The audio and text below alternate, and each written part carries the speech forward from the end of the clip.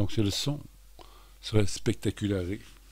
Ok, je pige un texte du Yiking et bah ça y est. Fou, le retour.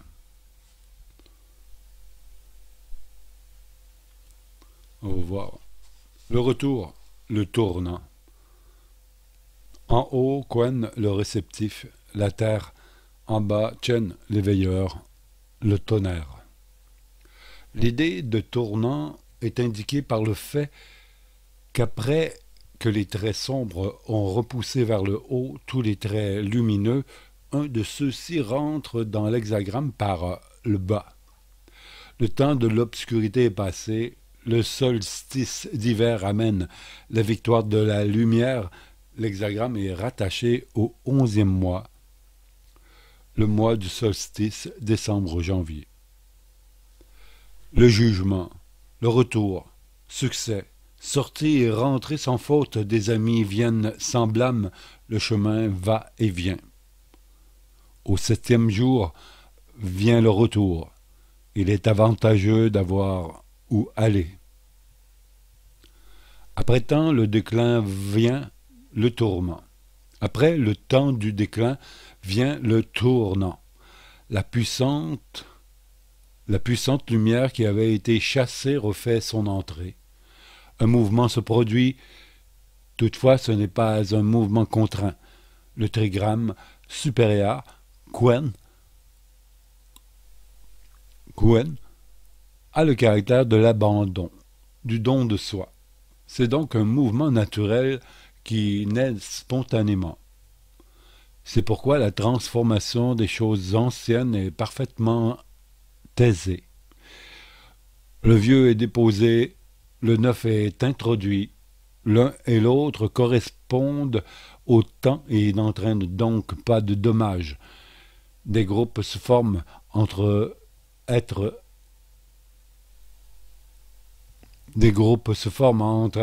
animés des mêmes sentiments, mais ces réunions s'accomplissent au grand jour, elles correspondent à l'époque, et c'est pourquoi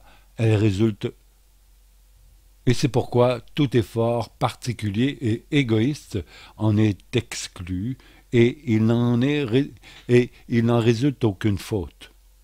Le retour à son fondement dans le cours de la nature. Le retour à son fondement dans le cours de la nature. Le mouvement est circulaire, la voie se referme sur elle-même. C'est pourquoi il ne faut rien précipiter artificiellement. Tout vient spontanément lorsque c'en est le temps. Telle est la voie du ciel et de la terre. Tous les mouvements s'accomplissent en 6 étapes. Le 7e degré amène ensuite le retour. Ainsi, au 7e mois, après le solstice d'été, où commence le déclin de l'année, vient le solstice d'hiver. De même, le lever du soleil survient à la 7e heure double qui suit son coucher. C'est pourquoi le 7e est le nombre de la jeune lumière qui naît lorsque le 6, nombre de l'obscurité, s'accroît d'une unité. Ainsi, le mouvement parvient à l'arrêt. L'image. Le tonnerre au milieu de la terre, image du tournant. Ainsi, les anciens rois fermaient les passes au mouvement du solstice. Les marchands et les étrangers ne circulaient pas et le souverain ne voyageait pas à travers les régions. Le solstice d'hiver a, depuis toujours, été célébré en Chine comme le temps du repos de l'année. Coutume qui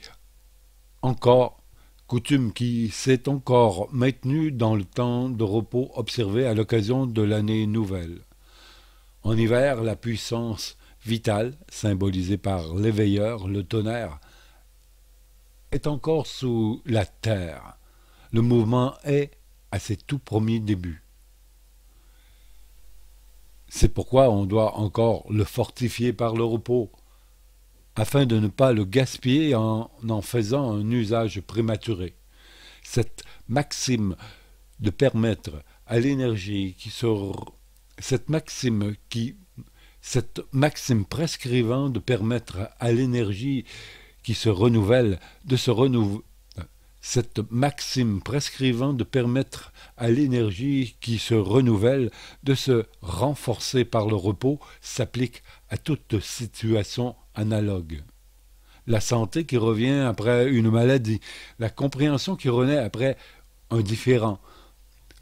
Tout doit, tout doit être traité à ses débuts avec délicatesse et ménagement pour que le retour conduise à la prospérité. Les traits. Neuf au commencement signifie retour d'une courte distance, il n'est pas besoin de remords, grande fortune. De légères déviations du bien ne peuvent être évitées. On doit seulement revenir à temps avant d'être allé trop loin. Cela est particulièrement important dans le développement du caractère. Toute pensée mauvaise qui s'exquise, toute pensée mauvaise qui s'esquisse doit être écartée avant qu'on ne l'épouse trop pleinement et qu'on ne s'y affermisse. Ainsi, le remords n'est pas nécessaire et tout va très bien. 6 à la deuxième place signifie retour paisible, fortune. Le retour requiert toujours une résolution. Une résolution. C'est un acte de maîtrise de soi. Il est rendu plus facile quand on se trouve en bonne compagnie, quand on peut s'amener soi-même à se soumettre à des hommes de bien et à se régler sur eux. Cela apporte la fortune. 6 à la troisième place signifie retour répété, danger, pas de blâme. Il existe des êtres marqués par une certaine instabilité intérieure. Il leur faut sans cesse inverser la direction de leur volonté. Il y a un danger dans cet éloignement continuel du bien dû à des désirs non maîtrisés auxquels succède le retour à de meilleures résolutions. Toutefois, puisque de cette manière il ne se produit pas non plus d'enracinement dans le mal, une tendance générale à se corriger de ses défauts n'est pas exclue. 6 à la quatrième place signifie marchant au milieu des autres, on s'en retourne seul. On se tourne au milieu d'une compagnie d'hommes vulgaires, mais on se trouve au milieu d'une compagnie d'hommes vulgaires, mais on est intérieur. On se trouve au milieu d'une compagnie d'hommes vulgaires, mais on est intérieurement relié à un ami fort et bon. Par suite, on s'en retourne seul.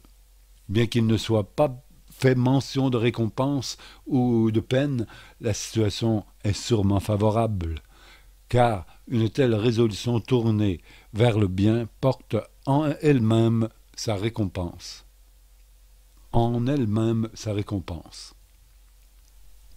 6 à la cinquième place signifie retour magnanime, pas de remords. Quand vient le temps du retour, on ne doit pas s'abriter derrière de piètres excuses, mais rentrer en soi et s'examiner. Et si l'on a fait quelque chose d'erroné, on doit, avec une résolution magnanime, avouer sa faute. Nul n'aura à se repentir d'avoir suivi cette voie. 6 en haut signifie retour manqué, infortune, malheur au dedans et au dehors.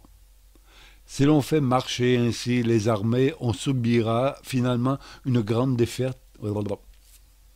Si on fait marcher ainsi les armées, on subira finalement une grande défaite, désastreuse pour le souverain du pays. Pendant 10 ans, on n'est plus en mesure d'attaquer. Quand on laisse passer le temps du retour, on tombe dans le malheur. L'infortune est intérieurement causée par une fausse attitude face à l'ensemble de l'univers. L'infortune extérieure est la conséquence de cette position erronée. Ce qui est dépeint et l'endurcissement et la sentence qui l'attire. Right. Écoutons ce texte d'une sagesse infinie du Yiking, le livre des transformations, une traduction de Richard Wellem et Étienne Perrault, aux librairies Médicis, Paris, 6e.